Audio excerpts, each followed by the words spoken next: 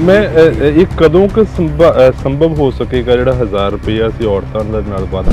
ਉਹ ਲੇਡੀਜ਼ ਕਹਿੰਦੀਆਂ ਸੀ ਸਰਕਾਰ ਸਾਡੇ ਬਾਰੇ ਨਹੀਂ ਕੁਛ ਸੋਚਦੀ, ਸਵੇਰ ਤੋਂ ਲੈ ਕੇ ਸ਼ਾਮ ਤੱਕ ਅਸੀਂ ਚੁੱਲ੍ਹੇ ਦੇ ਮੂਹਰੇ ਬੈਠੀਆਂ ਰਹੀਆਂ, ਸਰਕਾਰ ਸਾਡੇ ਲਈ ਕੀ ਸੋਚਦੀ ਆ। 5.5 ਮਹੀਨਿਆਂ 'ਚ ਸਰਕਾਰ ਨੇ ਕਿਤੇ ਨਾ ਕਿਤੇ 10,000 ਕਰੋੜ ਰੁਪਇਆ ਹੋਰ ਲੋਨ ਲਿਆ, ਚਾਹੇ ਉਹਦੇ ਵਿੱਚ 12,000 ਕਰੋੜ ਇਹਨਾਂ ਨੇ ਕਲੇਮ ਕੀਤਾ ਕਿ ਅਸੀਂ ਵਾਪਸ ਕੀਤਾ। ਸੋ ਇਹ ਚੀਜ਼ ਜ਼ਮੀਨੀ ਹਕੀਕਤ ਕਿੱਦਾਂ ਦੇਖਦੇ ਹੋ ਕਿ ਅਸੀਂ ਪੰਜਾਬ ਕਦੋਂ ਕਰਜ਼ੇ ਤੋਂ ਬਾਹਰ ਆ ਸਕਦਾ ਔਰ ਪੰਜਾਬ ਜਿਹੜਾ ਸੈਲਫ ਸਸਟੇਨ ਹੋ ਸਕਦਾ?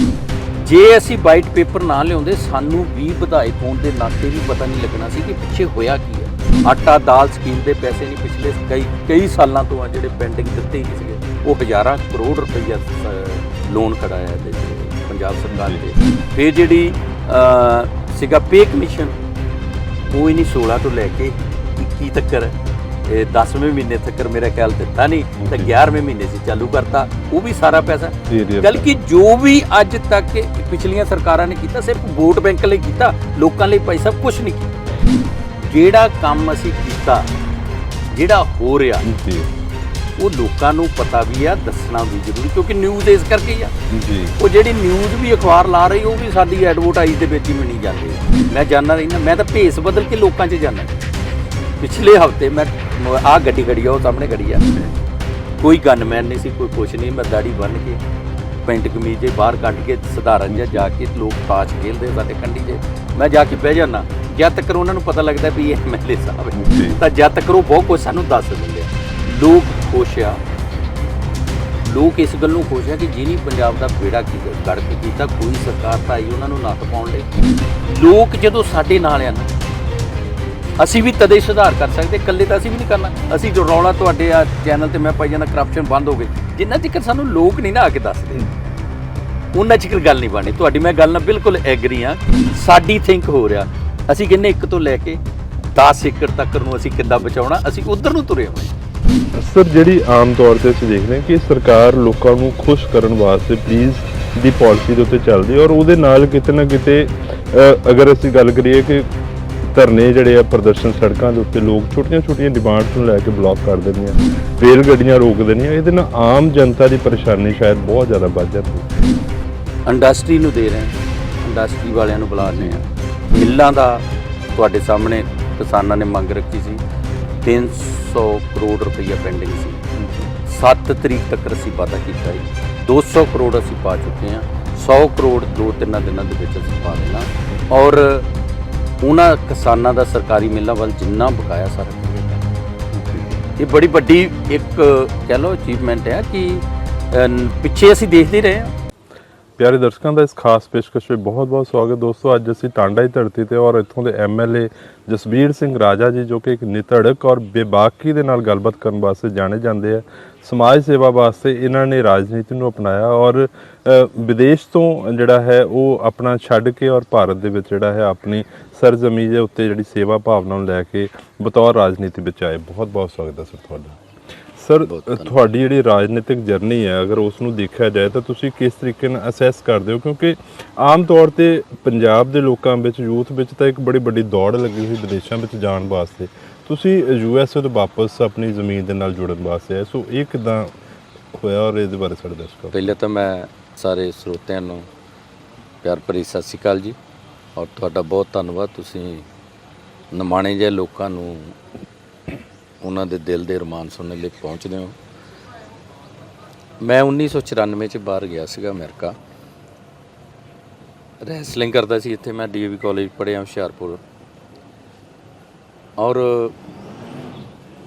ਮਾਲਕ ਦੀ ਪਰਮੇਸ਼ਰ ਦੀ ਕਿਰਪਾ ਹੋਈ, ਕੰਮਕਾਰ ਵਧੀਆ ਹੋ ਗਏ। 2005 'ਚ ਮੈਂ ਪੰਜਾਬ ਨਾਲ ਲੱਗਾ ਜਾਂਦਾ। 2005 'ਚ ਮੇਰੇ ਮਾਤਾ ਪਿਤਾ ਟੀਚਰ ਸੀਗੇ। ਟੀਚਰ ਹੋਣ ਦੇ ਨਾਤੇ ਮੈਂ ਸਕੂਲਾਂ ਦੇ ਵਿੱਚ ਸਰਵੇ ਕਰਦਾ ਸੀ ਕੁਦਰਤੀ ਜੀ ਵੀ ਐਜੂਕੇਸ਼ਨ ਜਿਹੜੀ ਸੀਗੀ ਸਾਡੇ ਨਾਲੋਂ ਫਿਜੀ ਦੀ ਐਜੂਕੇਸ਼ਨ ਜਿਹੜੀ ਲੋਕਾਂ ਦੀ ਬੜੀ ਟੌਪ ਦੀ ਪੜ੍ਹਾਈ ਸੀ, ਉਹਨਾਂ ਦੀ ਬੜਾ ਵਧੀਆ ਸਿਸਟਮ ਸੀ। ਪਰ ਪੰਜਾਬ ਦਾ ਸਿਸਟਮ ਜਿਹੜੀ ਨੀਂਹ ਸੀ ਨਾ, ਉਹ ਕਿਤੇ ਨਾ ਕਿਤੇ ਮਹਿਸੂਸ ਹੁੰਦੀ ਵੀ ਥੱਲੇ ਖੋਰਾ ਲੱਗ ਗਿਆ ਜੀ। ਜਿਸ ਮਕਾਨ ਦੀ ਨੀਂਹ ਮਜ਼ਬੂਤ ਨਹੀਂ, ਉਹ ਮਕਾਨ ਬਹੁਤ ਚਿਰ ਟਿਕਦਾ ਨਹੀਂ ਗਾ। ਅਸੀਂ ਪੰਜਾਬ ਆਏ, ਸਕੂਲਾਂ 'ਚ ਸਰਵੇ ਕੀਤਾ, ਦੇਖਿਆ ਗੌਰਮੈਂਟ ਦੇ ਸਕੂਲਾਂ ਦੇ ਵਿੱਚ ਸਿਰਫ ਤੇ ਸਿਰਫ ਗਰੀਬ ਦਾ ਹੀ ਬੱਚਾ ਜੀ, ਅਮੀਰ ਦਾ ਕੋਈ ਬੱਚਾ ਨਹੀਂ ਸੀਗਾ। ਔਰ ਉਹਨਾਂ ਦਾ ਜਿਹੜੀਆਂ ਸਰਕਾਰਾਂ ਰੌਲਾ ਪਾਉਂਦੀਆਂ ਸੀਗੀਆਂ ਵੀ ਅਸੀਂ ਪੰਜਾਬ ਨੂੰ ਸੰਭਾਲਿਆ ਹੋਇਆ, ਉਹ ਸਰਕਾਰਾਂ ਦੀ ਜਦੋਂ ਕਾਰਜਗੁਜ਼ਾਰੀ ਗਰਾਊਂਡ ਤੇ ਦਿਸੀ ਤਾਂ ਸਭ ਤੋਂ ਜ਼ਿਆਦਾ ਮਹਿਸੂਸ ਦਿਲ ਨੂੰ ਇਹ ਹੋਇਆ ਕਿ ਸਾਡੀ ਨੌਜਵਾਨ ਪੀੜ੍ਹੀ ਦਾ ਜੇ ਬੇੜਾ ਗਰਕ ਕਰ ਰਹੀਆਂ ਤਾਂ ਸਰਕਾਰਾਂ ਕਰ ਰਹੀਆਂ ਜੀ।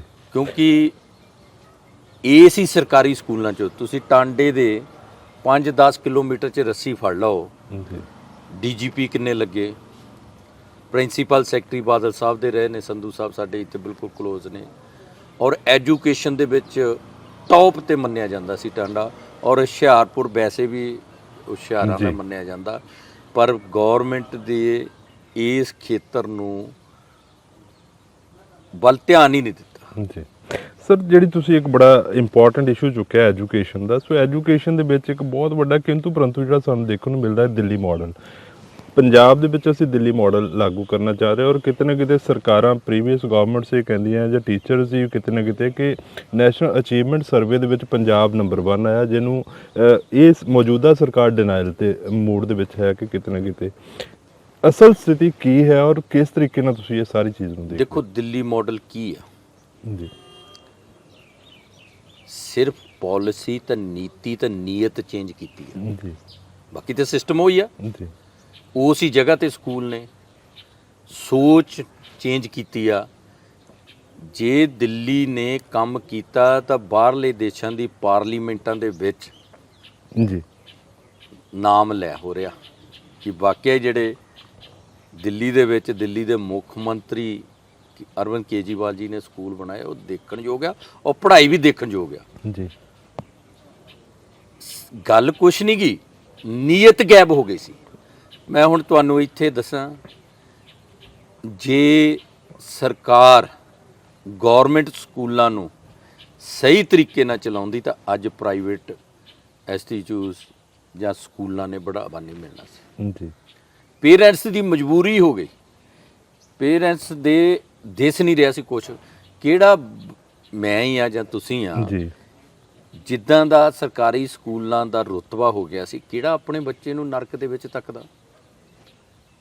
30 ਬੱਚੇ, 2 ਅਧਿਆਪਕ, ਇੱਕ ਦੀ ਡਾਕ ਤੇ ਡਿਊਟੀ ਲੱਗੀ ਹੋਈ ਆ, ਇੱਕ ਅਧਿਆਪਕ ਕਿੱਦਾਂ 30 ਬੱਚਿਆਂ ਨੂੰ ਪੜ੍ਹਾ ਸਕਦਾ?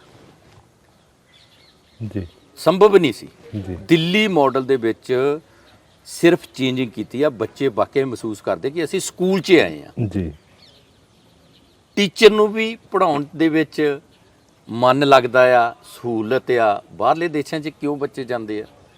ਸਹੂਲਤ ਆ। ਜੇ ਸਕੂਲ ਆ ਤਾਂ ਸਕੂਲ ਦਾ ਮਾਡਲ ਆ। ਕੀ ਉਹ ਪੰਜਾਬ ਦੇ ਵਿੱਚ ਜਿਹੜਾ ਦਿੱਲੀ ਮਾਡਲ ਆ ਤੁਸੀਂ ਮਹਿਸੂਸ ਕਰਦੇ ਆ ਕਿ ਇਹ ਹੂਬਹੂ ਸੰਭਵ ਹੈ ਪੰਜਾਬ? ਕਿਉਂਕਿ ਪੰਜਾਬ ਇੱਕ ਬਹੁਤ ਵੱਡਾ ਸੂਬਾ ਹੈ ਔਰ ਦਿੱਲੀ ਪੰਜਾਬ ਦੇ ਮੁਕਾਬਲੇ ਕਿਤੇ ਨਾ ਕਿਤੇ ਇੱਕ ਬੜਾ ਛੋਟਾ ਇੱਕ ਸਰ ਕੈਪੀਟਲ ਹੈਗੀ ਹੈ। ਸੋ ਬੜਾ ਅੰਤਰ ਹੈ ਜ਼ਮੀਨੀ ਪੱਧਰ ਦੇ ਉੱਤੇ ਦੋਨਾਂ ਦਾ। ਸੋ ਇਹ ਜਿਹੜੇ ਗੈਪ ਹੈਗਾ, ਇਹਨੂੰ ਕਿੱਦਾਂ ਕਵਰ ਕੀਤਾ ਜਾ ਸਕਦਾ? ਕੋਈ ਔਖਾ ਨਹੀਂ ਗਾ ਜੀ, ਕੋਈ ਐਡੀ ਵੱਡੀ ਔਖਿਆਈ ਨਹੀਂ ਗੀ। ਇੱਥੇ ਕੀ ਹੋਇਆ, ਪਿੰਡਾਂ ਦੇ ਵਿੱਚ ਵੋਟਾਂ ਦੀ ਖਾਤਰ ਪਿੰਡ ਸਕੂਲ ਖੋਲ੍ਹਤੇ, ਜੀ ਟੀਚਰ ਦੇ ਨਹੀਂ ਹੋਏ। ਜੀ ਮੈਂ ਆਪਣੀ ਗੱਲ ਕਰਾਂ, ਅਸੀਂ 2 ਕਿਲੋਮੀਟਰ ਤੇ ਪੜ੍ਹਨੇ ਜਾਂਦੇ ਰਹੇ, 6ਵੀਂ ਕਲਾਸ ਤੋਂ ਲੈ ਕੇ 10ਵੀਂ ਤੱਕ ਖੁੱਡਾ, ਜੀ ਤੁਰ ਕੇ ਜਾਣਾ, ਤੁਰ ਕੇ ਆਉਣਾ। ਦਿੱਕਤ ਇਹ ਆਈ ਕਿ ਥਾਂ ਸਕੂਲ ਖੋਲ੍ਹਣ ਲਈ ਵੋਟਾਂ ਦੀ ਰਾਜਨੀਤੀ ਕਰਨੇ ਦੇ ਮਨ ਸੀਗਾ, ਤਾਂ ਉੱਦਾਂ ਦਾ ਰਿਜ਼ਲਟ ਸਾਹਮਣੇ ਆਉਣ ਲੱਗ ਪਿਆ।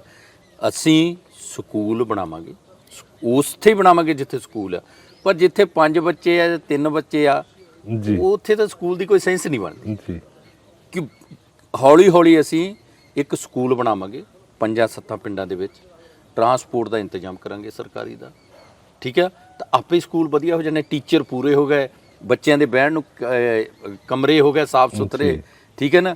ਆਨਲਾਈਨ ਪੜ੍ਹਾਈ ਜਿਹੜੀ ਰੌਲਾ ਪਾਉਂਦੀ ਸੀ ਸਾਡੇ ਪਹਿਲਾਂ ਸਰਕਾਰ ਕਾਂਗਰਸ ਦੀ, ਲਾਕਡਾਊਨ 'ਚ ਕੀ ਹੋਇਆ ਜੀ? ਜੀ ਆਨਲਾਈਨ ਕਲਾਸਾਂ ਕਰਤੀਆਂ, ਕੰਢੀ ਏਰੀਏ 'ਚ ਤਾਂ ਨੈਟ ਹੀ ਹੈ ਨਹੀਂਗਾ। ਜੀ ਸੋ ਕਿਤੇ ਨਾ ਕਿਤੇ ਜ਼ਮੀਨੀ ਪੱਧਰ ਦੇ ਉੱਤੇ ਜਿਹੜੀਆਂ ਬਹੁਤ ਜ਼ਿਆਦਾ ਸਮੱਸਿਆਵਾਂ ਜਿਹੜੀਆਂ ਦੇਖਣ ਨੂੰ ਮਿਲੀਆਂ ਸਰ, ਇਹ ਸਰਕਾਰ ਨੇ ਬਹੁਤ ਜ਼ਿਆਦਾ ਲੋਕਾਂ ਦੇ ਨਾਲ ਫ੍ਰੀ ਸ਼ਿਪ ਵਾਲੇ ਵਾਅਦੇ ਕੀਤੇ ਹੋਏ। ਖਾਸ ਕਰਕੇ ਅਸੀਂ ਅਗਰ ਗੱਲ ਕਰੀਏ 1000 ਰੁਪਈਆ ਹਰ ਮਹਿਲਾ ਨੂੰ ਜਿਹੜਾ ਦੇਣਾ, ਆਲੇ ਦੁਆਲੇ ਸੂਬਿਆਂ ਵਿੱਚ ਵੀ ਇਲੈਕਸ਼ਨ ਆਉਣ ਜਾ ਰਹੇ, ਉੱਥੇ ਵੀ ਕਿਤੇ ਨਾ ਕਿਤੇ ਮੌਜੂਦਾ ਸਰਕਾਰ ਜਿਹੜੀ ਆ ਉਹ ਇਸੇ ਚੀਜ਼ ਨੂੰ ਵਾਅਦਾ ਕਰ ਰਹੀ ਹੈ, ਲੇਕਿਨ ਪੰਜਾਬ ਦੇ ਵਿੱਚ ਔਰ ਦਿੱਲੀ ਦੇ ਵਿੱਚ ਹਜੇ ਤੱਕ ਇਸ ਨੂੰ ਲਾਗੂ ਨਹੀਂ ਕਰ ਸਕੇ। ਸੋ ਕਿਸ ਤਰੀਕੇ ਦੇ ਨਾਲ ਇਹ ਜਿਹੜਾ ਵਾਅਦਾ ਹੈਗਾ ਇਸ ਨੂੰ ਤੁਸੀਂ ਦੇਖੋ ਜਿਹੜੇ ਵੀ ਵਾਅਦੇ ਆ ਨਾ ਜੀ, ਲੋਕਾਂ ਦੀ ਭਾਵਨਾ ਨੂੰ ਪੜ੍ਹ ਕੇ ਸਰਵੇ ਕਰਕੇ ਅਸੀਂ ਕੱਢੀ ਸੀ ਇਹ। ਜੀ ਜਦੋਂ 1000 ਰੁਪਏ ਦੀ ਵੀ ਗੱਲ ਚੱਲੀ ਨਾ, 1000 ਰੁਪਏ ਤੇ ਸਰਵਾ ਹੋਇਆ ਸੀ। ਜੀ, ਸਰਵੇ ਇਹ ਸੀਗਾ ਕਿ ਜਦੋਂ ਸਰਵੇ ਕਰਨ ਮੋਸਟਲੀ ਮੇਰੀ ਥਿੰਕ ਹੈ ਕਿ ਡੇ ਟਾਈਮ ਜਾਂਦੇ ਸੀਗੇ ਜੀ, ਲੋਕ, ਜ਼ਿਆਦਾਤਰ ਲੇਡੀਜ਼ ਘਰੇ ਹੁੰਦੀਆਂ ਸੀ, ਉਹ ਲੇਡੀਜ਼ ਕਹਿੰਦੀਆਂ ਸੀ ਸਰਕਾਰ ਸਾਡੇ ਬਾਰੇ ਨਹੀਂ ਕੁਝ ਸੋਚਦੀ, ਸਵੇਰ ਤੋਂ ਲੈ ਕੇ ਸ਼ਾਮ ਤੱਕ ਅਸੀਂ ਚੁੱਲ੍ਹੇ ਦੇ ਮੂਹਰੇ ਬੈਠੀਆਂ ਰਹਿੰਦੀਆਂ, ਸਰਕਾਰ ਸਾਡੇ ਲਈ ਕੀ ਸੋਚਦੀ ਆ। ਉਹਨਾਂ ਦੀ ਇੱਕ ਮਾਣ ਪੱਤਾ ਦਿੱਤਾ ਜਾ ਰਿਹਾ, ਉਹਨਾਂ ਨੂੰ ਮਹਿਸੂਸ ਹੁੰਦਾ ਸੀ ਕਿ ਅਸੀਂ ਜਿੱਦਾਂ ਕਹਿ ਲਓ ਵੀ ਜੇ ਕੋਈ 10,000 ਦਾ ਵੀ ਕੰਮ ਕਰਦਾ, 500 ਦਾ ਵੀ ਕਰਦਾ, ਉਹ ਕਹਿੰਦਾ ਮੇਰਾ ਆ। ਜੀ, ਤਾਂ ਉਹਨਾਂ ਤੋਂ ਕੋਈ ਆਪਸ਼ਨ ਨਹੀਂ ਸੀ, 1000 ਰੁਪਏ ਨਾਲ ਘਰ ਨਹੀਂ ਚੱਲਣਾ। ਜੀ, ਇੱਕ ਹੁਸਨ ਜਿਹਾ ਹੁੰਦਾ ਵੀ ਸਰਕਾਰ ਆ ਮੇਰਾ 1000 ਰੁਪਇਆ ਇਹ ਮੇਰਾ ਆ। ਜੀ, ਉਹ ਸਿਰਫ ਲੇਡੀਜ਼ ਨੂੰ ਮਾਣ ਪੱਤਾ ਦਿੱਤਾ। ਬਿਜਲੀ ਦੀ ਗਾਰੰਟੀ ਅਸੀਂ ਪਹਿਲਾਂ ਦਿੱਤੀ ਸੀਗੀ ਜੀ। ਉਹ ਅਸੀਂ ਮੈਂ ਇਹ ਕਦੋਂ ਕਿ ਸੰਭਵ ਹੋ ਸਕੇਗਾ ਜਿਹੜਾ 1000 ਰੁਪਇਆ ਅਸੀਂ ਔਰਤਾਂ ਦੇ ਨਾਲ ਵਾਅਦਾ ਕੀਤਾ? ਦੇਖੋ ਸਾਡੀ ਕੋਸ਼ਿਸ਼ ਹੈ, ਜਿਵੇਂ ਉਸ ਮਾਲਕ ਨੇ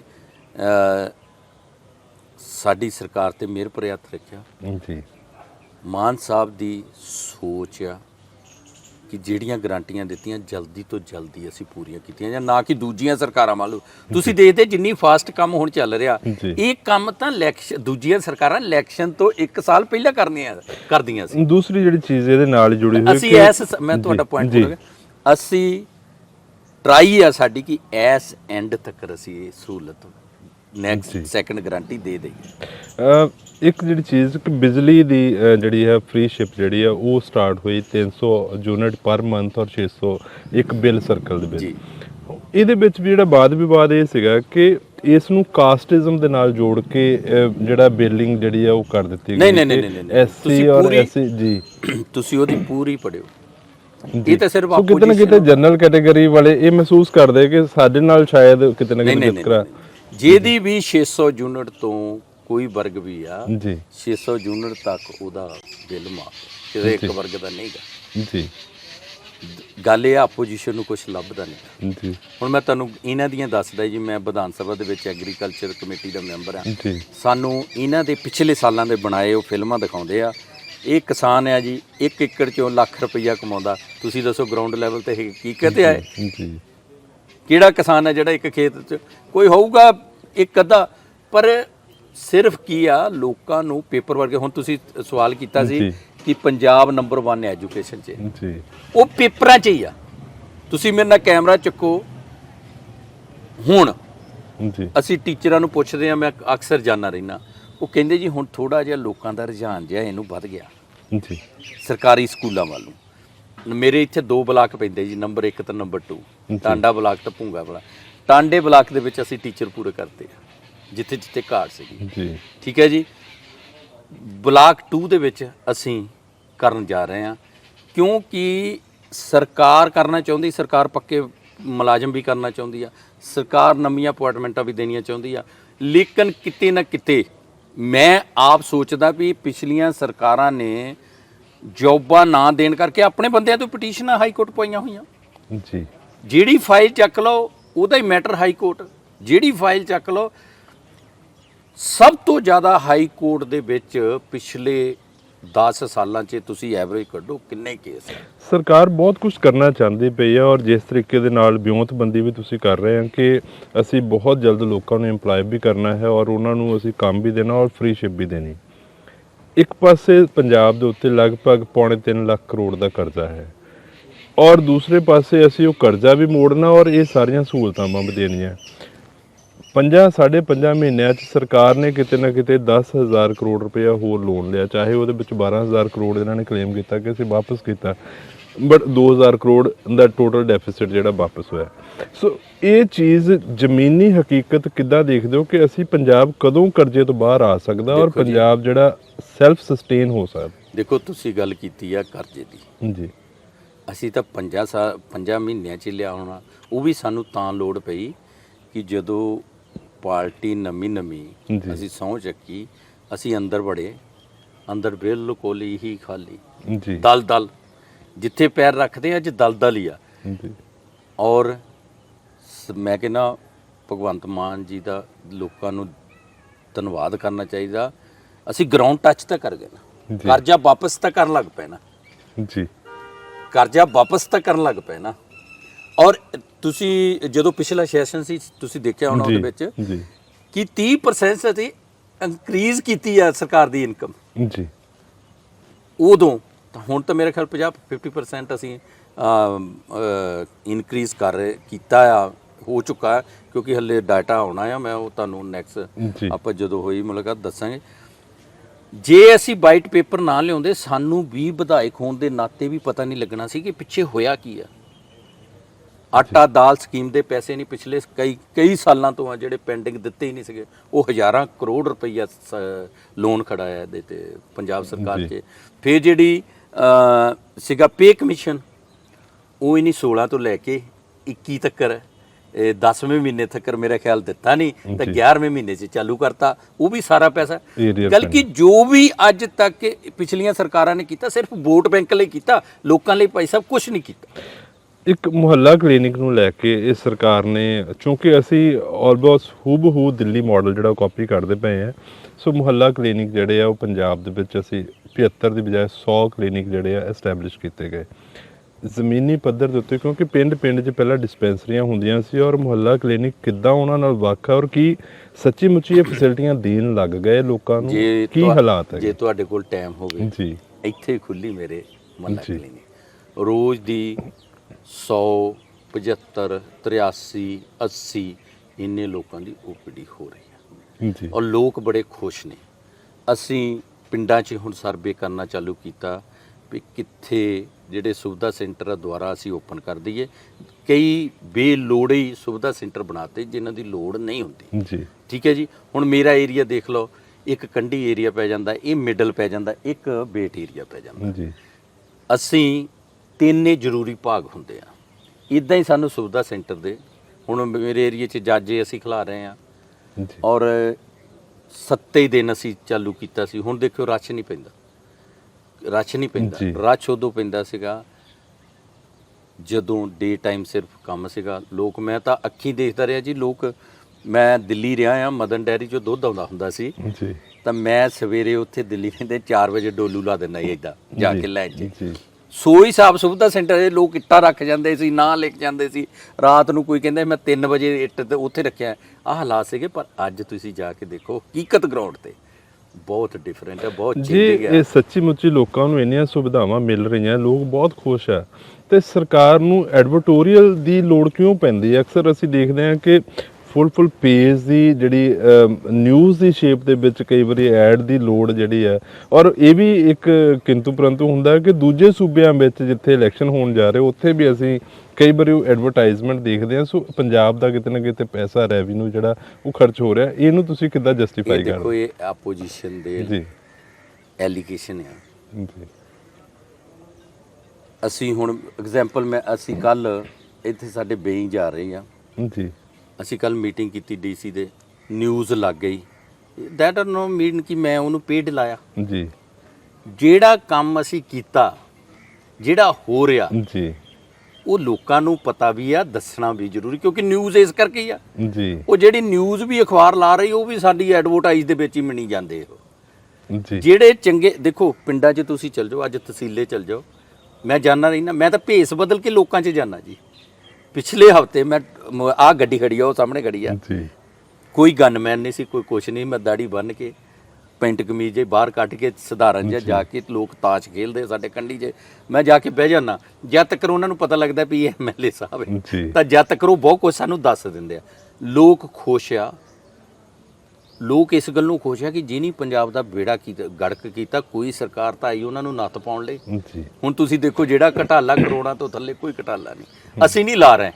ਇਹਨਾਂ ਦੇ ਓਐਸਡੀ, ਇਹਨਾਂ ਦੇ ਅਫਸਰ ਹੀ ਗਾਂ ਦੱਸੀ ਜਾਂਦੇ ਅਸੀਂ ਇੱਦਾਂ ਅਸੀਂ ਤਾਂ ਕੁਝ ਨਹੀਂ।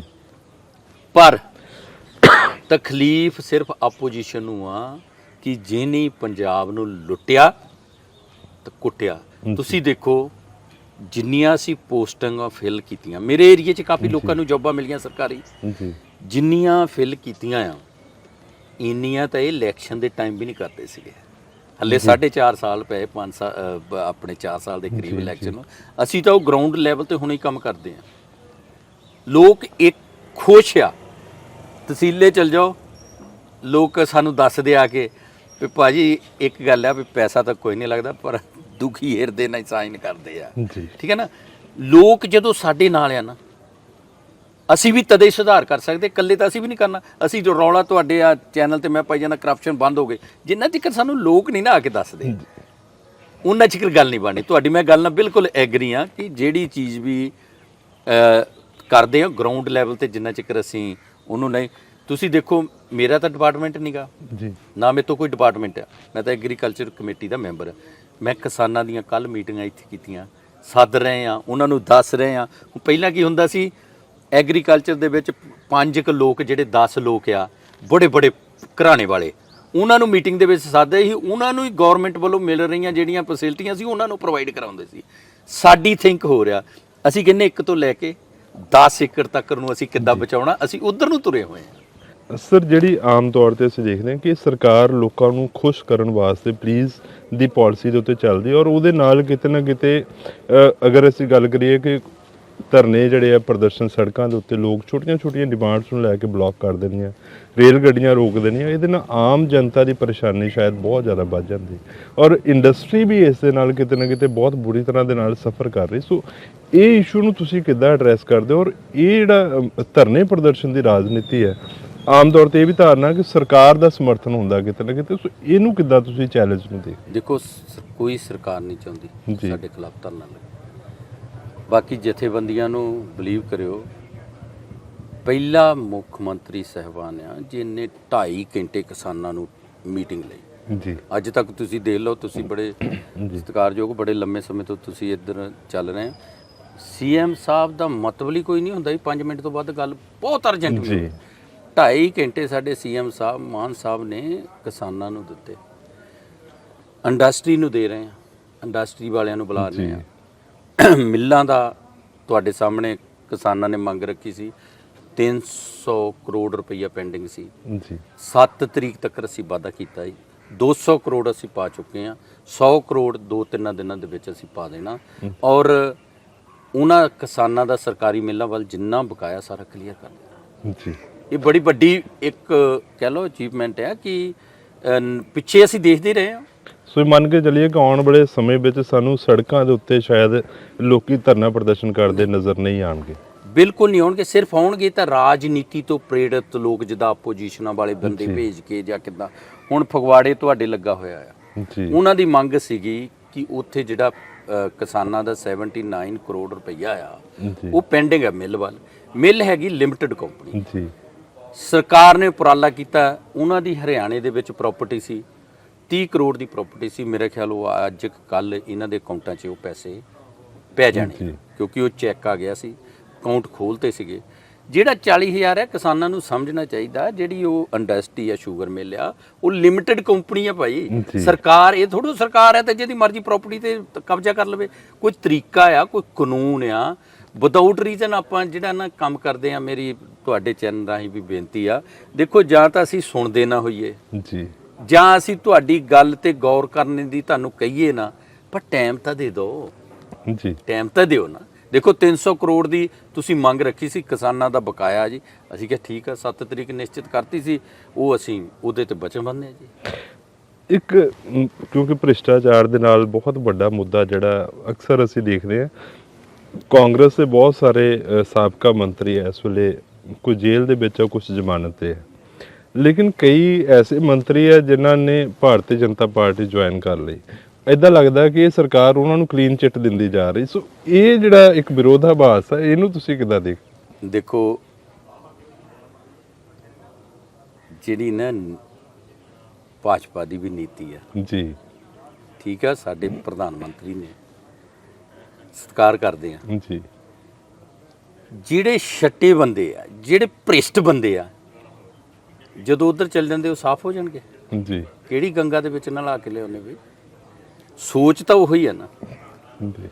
ਔਰ ਚਾਹੇ ਦੇਖੋ ਤੁਹਾਡੇ ਨਾਲ ਪੱਕੀ ਸਾਡਾ ਸਰਕਾਰ ਦਾ ਟੀਚਾ, ਮਾਨ ਸਾਹਿਬ ਦੀ ਬਿਲਕੁਲ ਕਲੀਅਰ ਕੱਟ ਗੱਲ ਆ, ਚਾਹੇ ਮੇਰੀ ਪਾਰਟੀ ਦਾ ਹੋਵੇ ਚਾਹੇ ਕਿਸੇ ਪਾਰਟੀ ਦਾ ਹੋਵੇ, ਜੀ ਜਿਹਨੇ ਪੰਜਾਬ ਦਾ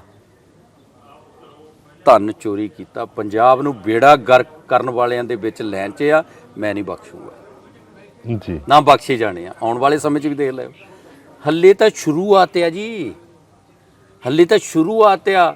ਸ਼ੁਰੂਆਤ ਹੀ ਤੁਸੀਂ ਦੇਖੋ, ਆਸ਼ੂ ਜੀ ਦਾ ਤੁਸੀਂ ਪੜ੍ਹਿਆ ਹੋਣਾ, ਇੱਕ ਇੰਪਲਾਈਜ਼ ਨੇ ਦੱਸਿਆ ਕਿ ਇਹ 10-15 ਕਰੋੜ ਦਾ ਗੇਮ ਨਹੀਂ ਗੀ, ਇਹ 25,000 ਕਰੋੜ ਦੀ ਗੇਮ ਆ।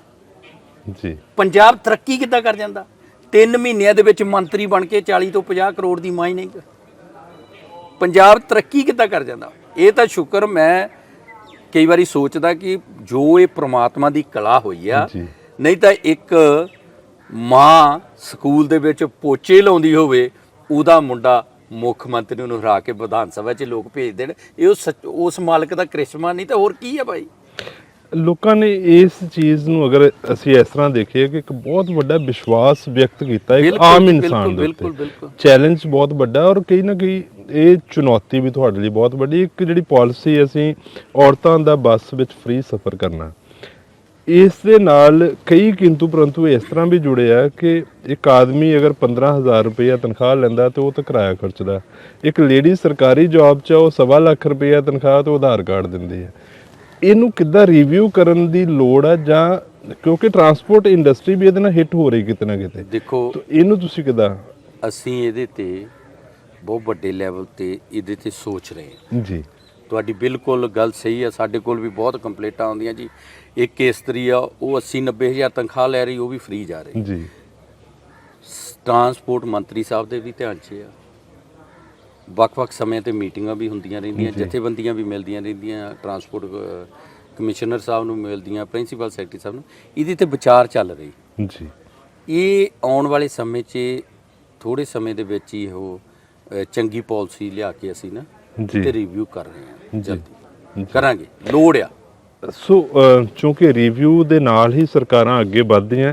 ਸੋ ਮੈਂ ਜਿਹੜੀ ਚੀਜ਼ ਕਿ ਪੰਜਾਬ 'ਚ ਇਸ ਵੇਲੇ ਲਾਅ ਐਂਡ ਆਰਡਰ ਜਿਹੜਾ ਉਹ ਵੀ ਇੱਕ ਬਹੁਤ ਵੱਡਾ ਮੁੱਦਾ ਹੈ, ਖਾਸ ਕਰਕੇ ਪਿਛਲੇ ਦਿਨੀ ਅਸੀਂ ਦੇਖਿਆ ਕਿ ਈਸਾਈ ਧਰਮ ਦੇ ਕੁਝ ਉਹਦੇ ਉੱਤੇ ਅਟੈਕ ਹੋ ਜਾਣਾ, ਪ੍ਰਚਾਰ ਪ੍ਰਸਾਰ ਧਰਮ ਦੇ ਨਾਲ ਜਿਹੜੀ ਕੱਟੜਵਾਦ ਜਿਹੜਾ ਇਹ ਵੱਧ ਰਿਹਾ। ਸੋ ਇਹਨੂੰ ਕਿਸ ਤਰੀਕੇ ਨਾਲ ਇਹ ਸਰਕਾਰ ਜਿਹੜਾ ਡੀਲ ਕਰਨ ਵਾਸਤੇ ਦੇਖੋ ਜੀ,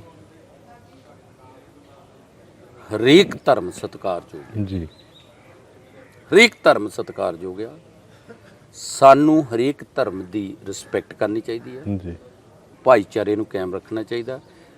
ਕੁਛ ਸ਼ਰਾਰਤੀ ਅੰਸਰ ਜੀ, ਕਿਉਂਕਿ ਹਰੇਕ ਕੰਟਰੀਆਂ ਦੇ ਵਿੱਚ, ਹਰੇਕ ਧਰਮ ਦੇ ਵਿੱਚ, ਹਰੇਕ ਸੰਸਥਾ ਦੇ ਵਿੱਚ ਚੰਗੇ ਲੋਕ ਵੀ ਆ ਤਾਂ ਮਾੜੇ ਵੀ ਆ। ਜੀ। ਪਰ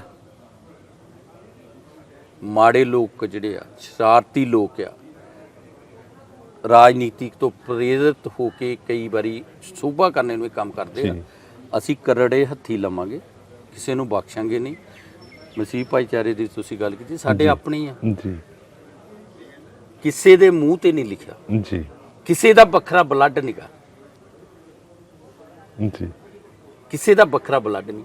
ਤੁਸੀਂ ਦੇਖੋ, ਮੈਂ ਸਿੱਖ ਧਰਮ ਨੂੰ ਜੇ ਬਿਲੋਂਗ ਕਰਦਾ, ਜੀ, ਗੁਰੂ ਗ੍ਰੰਥ ਸਾਹਿਬ ਜੀ ਦੇ ਵਿੱਚ ਤਾਂ ਸਾਰੇ ਧਰਮਾਂ ਦੀ ਉਪਮਾ ਕਰਤੀ, ਤੇ ਮੇਰੇ ਕੋਲ ਕਿਹੜਾ ਅਧਿਕਾਰ ਹੈ ਮੈਂ ਕਿਸੇ ਦੇ ਖਿਲਾਫ ਬੋਲਾਂ? ਜੀ।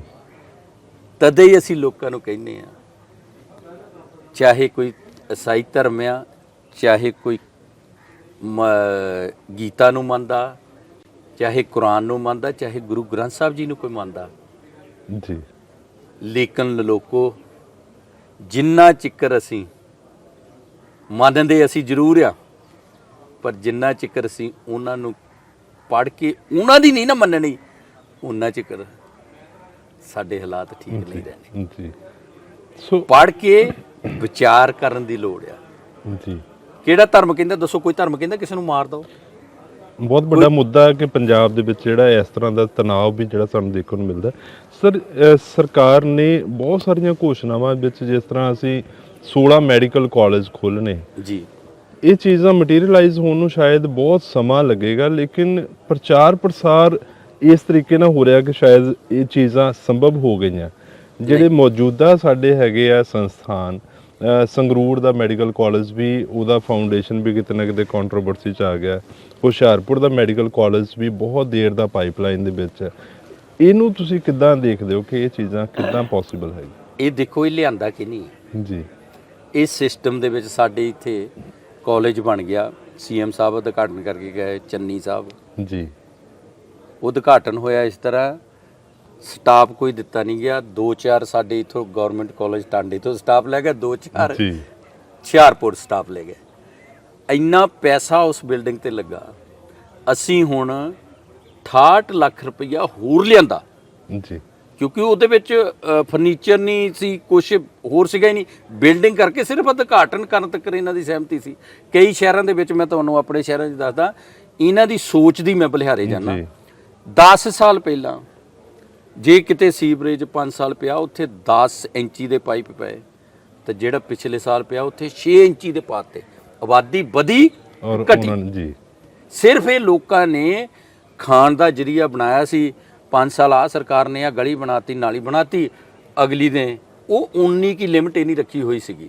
ਘਰ ਆਮ ਲੋਕਾਂ ਦੀ ਕਹਾਵਤ ਮੈਂ ਦੱਸਣ ਲੱਗਾ ਜੀ, ਉਹ ਕਹਿੰਦੇ ਘਰ ਦਾ ਪਾਇਆ ਫਰਸ਼ ਤਾਂ 35 ਸਾਲ ਟੁੱਟਦਾ ਨਹੀਂ, ਸਰਕਾਰ ਦੀ ਬਣਾਈ ਹੋਈ ਗਲੀ ਤਾਂ ਰੋਡ ਇਹ 35 ਦਿਨਾਂ ਦੇ ਵਿੱਚ ਦਿਸਣ ਲੱਗ ਪੈਂਦੀ ਹੈ, ਪੇ ਟੁੱਟਣ ਲੱਗੀ ਹੈ। ਸਰਕਾਰ ਨੇ ਬਹੁਤ ਸਾਰੇ ਚੇਅਰਮੈਨ ਲਗਾਏ ਔਰ ਇਹ ਮੰਨਿਆ ਜਾ ਰਿਹਾ ਕਿ ਹੁਸ਼ਿਆਰਪੁਰ ਦੀ ਕਿਤੇ ਨਾ ਕਿਤੇ ਅਣਦੇਖੀ ਹੋਈ ਸ਼ਾਇਦ ਹੁਸ਼ਿਆਰਪੁਰ ਦੇ ਨਹੀਂ ਹਲੇ ਬਾਕੀ ਰਹਿੰਦੀ ਜੀ ਬਾਕੀ ਰਹਿੰਦੀਆਂ।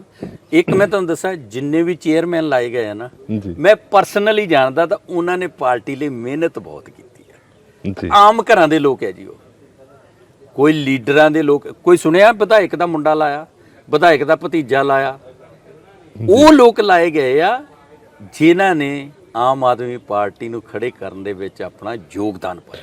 ਟਾਂਡੇ ਦੇ ਲਈ ਤੁਹਾਡਾ ਕੀ ਵਿਜ਼ਨ ਹੈ, ਕਿਸ ਤਰੀਕੇ ਨਾਲ ਆਉਣ ਵਾਲੇ 5 ਸਾਲ ਬਾਅਦ ਤੁਸੀਂ ਇਸ ਕਨਸਟੀਚੁਐਂਸੀ ਨੂੰ ਦੇਖਦੇ ਹੋ, ਕੀ ਖਾਸ? ਦੇਖੋ ਜੀ, ਬਾਕੀ ਤਾਂ ਕਰਾਉਣ ਵਾਲਾ ਤਾਂ ਉਹੀ ਆ ਜੀ, ਉਹ ਤੋਂ ਡਰ ਕੇ ਕਹਿੰਦੇ ਆ ਸੱਚੇ ਪਾਤਸ਼ਾਹ ਕਿਰਪਾ ਕਰੀ। ਜਿਹੜੀਆਂ ਆਸਾਂ ਦੇ ਨਾਲ ਲੋਕਾਂ ਨੇ ਮੈਨੂੰ ਵੋਟਾਂ ਪਾਈਆਂ ਨਾ, ਜੀ ਮੈਂ ਉਹ ਆਸਾਂ ਤੇ ਖਰਾ ਉਤਰਾਂ, ਕਿਉਂਕਿ ਉਹਦੀ ਕਿਰਪਾ ਤੋਂ ਬਗੈਰ ਨਹੀਂ ਹੋਣਾ। ਜੀ ਔਰ ਜਿਹੜੀ ਲੋਕਾਂ ਨੇ ਮੇਰੇ ਆ ਪੱਗ ਬੰਨੀ ਨਾ, ਮੈਂ ਉਸ ਮਾਲਕ ਅੱਗੇ ਵੀ ਅਰਦਾਸ ਕਰਦਾ ਤੇ ਮੇਰੀ ਕੋਸ਼ਿਸ਼ ਵੀ ਵੀ ਇਹਨੂੰ ਦਾਗ ਨਾ ਲੱਗੇ। ਜੀ ਜੇ ਅਸੀਂ ਕਿਤੇ ਕੋਤਾਹੀ ਰਹਿ ਗਈ, ਲੋਕਾਂ ਨੇ ਤਾਂ ਸਾਨੂੰ ਬਖਸ਼ਣਾ ਨਹੀਂ, ਉਹਨੇ ਵੀ ਨਹੀਂ ਸਾਨੂੰ ਬਖਸ਼ਣਾ, ਉਹਨੇ ਵੀ ਨਹੀਂ ਬਖਸ਼ਣਾ। ਇਹ ਇੱਕ ਬੜੀ ਲੋਕਾਂ ਨੂੰ ਆਸ ਹੈ ਆਮ ਆਦਮੀ ਪਾਰਟੀ ਤੇ। ਔਰ ਤੁਸੀਂ, ਮੈਂ ਆਪਣੀ ਗੱਲ ਕਰਾਂ ਜੀ, ਮੈਨੂੰ 5-6 ਮਹੀਨੇ ਹੋਏ ਆ ਵਿਧਾਇਕ ਬਣੇ ਨੂੰ। ਮੁੱਖ ਮੰਤਰੀ ਸਾਹਿਬ ਨਾਲ ਮੈਂ 5 ਵਾਰੀ ਮੀਟਿੰਗ ਕਰਿਆ ਆਪਣੇ ਹਲਕੇ ਵਧੇ। ਤੁਸੀਂ ਦੱਸੋ, ਪਹਿਲਿਆ ਇਤਿਹਾਸ ਫੋੜ ਲਓ ਕਿ ਕੋਈ ਮੁੱਖ ਮੰਤਰੀ ਇੱਕ ਵਿਧਾਇਕ ਨੂੰ ਮਹੀਨੇ ਦੇ ਵਿੱਚ ਇੱਕ ਮੀਟਿੰਗ ਕਰਦਾ ਸੀ। ਜੀ ਸਾਨੂੰ ਬੁਲਾਇਆ ਜਾਂਦਾ ਜੀ। ਮੈਂ ਉੱਥੇ ਇਹ ਵੀ ਦੇਖਦਾ, ਕਈ ਮਤਾਵਾਂ ਖੁੰਡੀ ਦੇ ਨਾਲ ਅੰਦਰ ਜਾ ਰਹੀਆਂ ਮਿਲਣ ਮੁੱਖ ਮੰਤਰੀ ਸਾਹਿਬ ਨੂੰ। ਬਹੁਤ ਐਕਸੈਸਿਵ। ਜੀ ਕਦੀ ਇਹ ਉੱਥੇ ਤਾਂ ਚਿੜੀ ਨਹੀਂ ਫੜਕਣ ਦਿੰਦੇ ਸੀਗੇ, ਉੱਥੇ ਚਿੜੀ ਨਹੀਂ ਫੜਕਣ ਦਿੰਦੇ ਸੀਗੇ ਜੀ। ਬਹੁਤ ਚੇਂਜਿੰਗ ਆ। ਆਉਣ ਵਾਲਾ ਸਮਾਂ ਆਪਾਂ ਪੂਰੇ, ਅੱਜ ਦੇਖ ਲਓ ਤੁਸੀਂ ਆਏ ਹੋ, ਜੀ ਆਇਆਂ ਨੂੰ, ਪਰ ਮੈਂ ਤੁਹਾਨੂੰ ਬੇਨਤੀ ਕਰੂੰਗਾ 1 ਸਾਲ ਬਾਅਦ ਫੇਰ ਆਪਾਂ ਕਰਾਂਗੇ ਇੱਥੇ ਬੈਠ ਕੇ। ਸੋ ਇਸ ਵਿਸ਼ਵਾਸ ਦੇ ਨਾਲ ਕਿ ਆਉਣ ਵਾਲਾ ਸਮਾਂ ਜਿਹੜਾ ਹੈ ਉਸ ਦੇ ਵਿੱਚ ਲੋਕਾਂ ਦੀਆਂ ਸਮੱਸਿਆਵਾਂ ਜਿਹੜੀਆਂ ਹੈ ਉਸ ਨੂੰ ਪੂਰੀ ਤਰ੍ਹਾਂ ਦੇ ਨਾਲ ਐਡਰੈਸ ਕੀਤਾ ਜਾਏਗਾ। ਪੰਜਾਬ ਮੁੜ ਕੇ ਤਰੱਕੀ ਦੀਆਂ ਲੀਹਾਂ ਤੇ ਜਾਏਗਾ ਔਰ ਕਿਤੇ ਨਾ ਕਿਤੇ ਕਰਜ਼ਾ ਮੁਕਤ ਜਿਹੜਾ ਪੰਜਾਬ, ਖੁਸ਼ਹਾਲ ਪੰਜਾਬ ਔਰ ਹੱਸਦਾ ਖੇਡਦਾ ਪੰਜਾਬ ਜਿਹੜਾ ਹੈ ਉਸ ਵੱਲ ਨੂੰ ਮੁੜ ਕੇ ਲੈ ਕੇ ਜਾਣ ਵਾਸਤੇ ਇਹ ਸਰਕਾਰ ਨੇ, ਰਾਜਾ ਜੀ ਨੇ ਸਾਡੇ ਨਾਲ ਗੱਲਬਾਤ ਕੀਤੀ ਕਿ ਅਸੀਂ ਇਸ ਤਰੀਕੇ ਦੀ ਵਿਉਂਤਬੰਦੀ ਬਣਾਈ ਹੈ। ਆਸ ਕਰਦੇ ਹਾਂ ਕਿ ਦਰਸ਼ਕ ਇਸ ਗੱਲਬਾਤ ਦਾ ਭਰਪੂਰ ਜਿਹੜਾ ਹੈ ਉਸ ਜਾਣਕਾਰੀ ਜਿਹੜੀ ਲੈ ਕੇ ਆਨੰਦ ਉਠਾਉਣਗੇ ਔਰ ਪੰਜਾਬ ਜਿਹੜਾ ਹੈ ਉਸ ਨੂੰ ਮੁੜ ਕੇ ਤਰੱਕੀ ਤੇ ਲੈ ਕੇ ਜਾਣ ਵਾਸਤੇ ਸਹਿਯੋਗ ਕਰਨਗੇ। ਸਰ, ਜਾਂਦੇ ਜਾਂਦੇ ਸਾਡੀ ਆਮ ਪਬਲਿਕ ਵਾਸਤੇ ਤੁਸੀਂ ਕੀ ਮੈਸੇਜ ਦੇਣਾ ਚਾਹੋਗੇ ਤਾਂ ਕਿ ਪੰਜਾਬ ਨੂੰ ਅਸੀਂ ਮੁੜ ਕੇ ਹੱਸਦਾ ਖੇਡਦਾ ਪੰਜਾਬ ਜਿਹੜਾ ਹੈ, ਗਲੋਰੀਅਸ ਪੰਜਾਬ ਜਿਹੜਾ ਹੈ ਉਸ ਨੂੰ ਬਿਲਡ ਕਰ ਸਕੀਏ, ਉਸ ਵੱਲ ਨੂੰ ਜਾ ਸਕੇ? ਦੇਖੋ, ਮੈਂ ਤੁਹਾਡੇ ਮਾਧਿਅਮ ਰਾਹੀਂ ਲੋਕਾਂ ਨੂੰ ਅਪੀਲ ਕਰਦਾ, ਇੱਕ ਮਨ ਵਿੱਚ ਜ਼ਰੂਰ ਸੋਚੋ, ਅਸੀਂ ਇਕੱਲੇ ਕੁਝ ਨਹੀਂ ਕਰ ਸਕਦੇ, ਸਾਨੂੰ ਤੁਹਾਡਾ ਸਹਿਯੋਗ ਚਾਹੀਦਾ। ਔਰ ਅਸੀਂ ਤੁਹਾਡੇ ਨਾਲ ਉਸ ਮਾਲਕ ਦੇ ਛਤਰ ਛਾਇਆ ਹੇਠ ਰਹਿ ਕੇ ਤੁਹਾਡੇ ਦਿਲ ਦੀਆਂ ਭਾਵਨਾ ਨੂੰ ਪੜ੍ਹ ਕੇ ਅਸੀਂ ਕੰਮ ਕਰਨਾ ਚਾਹੁੰਦੇ ਹਾਂ ਔਰ ਕੰਮ ਕਰਾਂਗੇ ਵੀ। ਤੁਸੀਂ ਸਾਡਾ ਸਾਥ ਦਿਓ, ਅਸੀਂ ਤੁਹਾਡੇ ਨਾਲ ਹਾਂ। ਸਾਡੇ ਨਾਲ ਗੱਲਬਾਤ ਕਰਨ ਲਈ ਬਹੁਤ ਬਹੁਤ ਤੁਹਾਡਾ ਧੰਨਵਾਦ ਜੀ।